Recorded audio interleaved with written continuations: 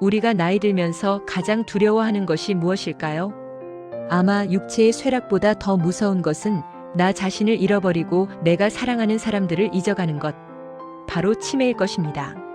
많은 분들이 치매를 그저 노화의 결과 혹은 운명처럼 받아들입니다. 하지만 뇌과학과 철학의 관점에서 보면 뇌는 죽는 순간까지 변화하고 성장할 수 있는 기관입니다.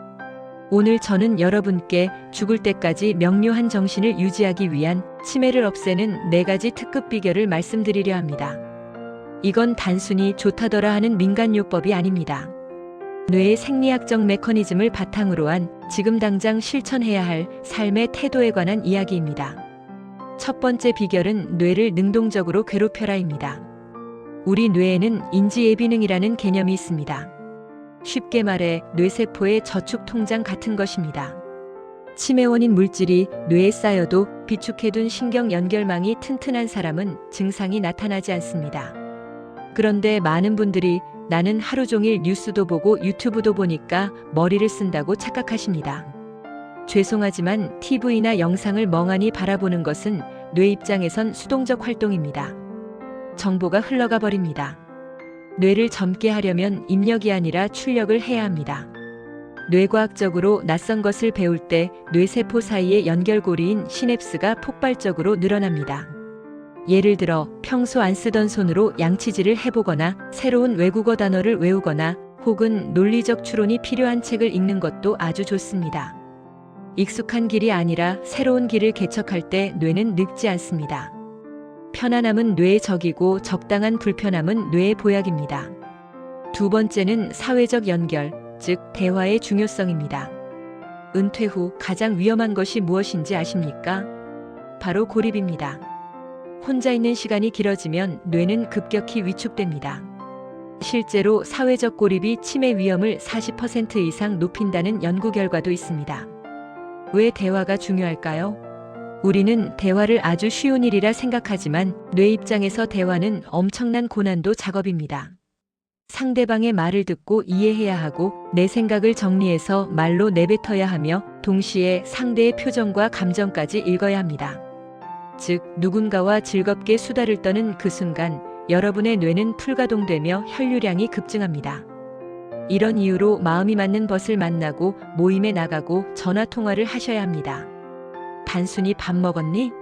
같은 단답형 대화보다는 여러분의 생각과 감정을 나누는 깊이 있는 대화를 나누시기 바랍니다. 그것이 최고의 뇌 영양제입니다. 세 번째 비결은 의외일 수 있습니다.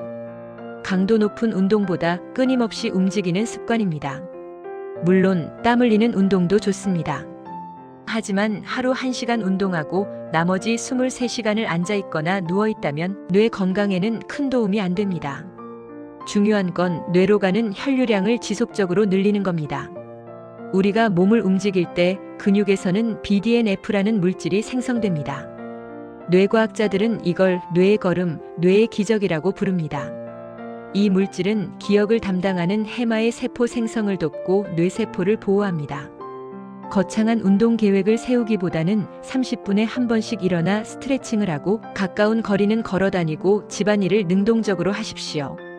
발바닥이 지면을 누르고 종아리 근육이 수축할 때마다 펌프질하듯 혈액이 뇌로 솟구칩니다. 앉아있는 시간이 길어질수록 뇌는 멈춥니다. 뇌를 살리고 싶다면 지금 당장 자리에서 일어나 움직이시기 바랍니다. 마지막 4번째 가장 중요한 비결은 충분한 수면입니다. 나이 들면 잠이 없어진다며 4-5시간 주무시는 분들이 계신데 이는 뇌를 파괴하는 지름길입니다. 알츠하이머 치매의 주원인이 베타 아밀로이드라는 독성 단백질 찌꺼기라는 건 많이 들어보셨을 것입니다.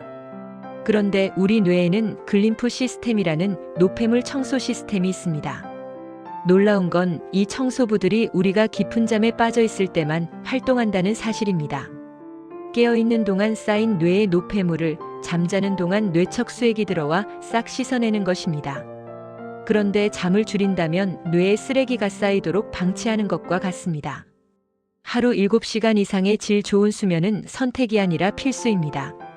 낮 동안 햇볕을 쬐어 멜라토닌 분비를 돕고 잠들기 전 스마트폰을 멀리하여 뇌에게 청소할 시간을 주어야 합니다. 정리해 보겠습니다. 첫째, 낯선 것을 배우며 뇌를 능동적으로 쓰셔야 합니다.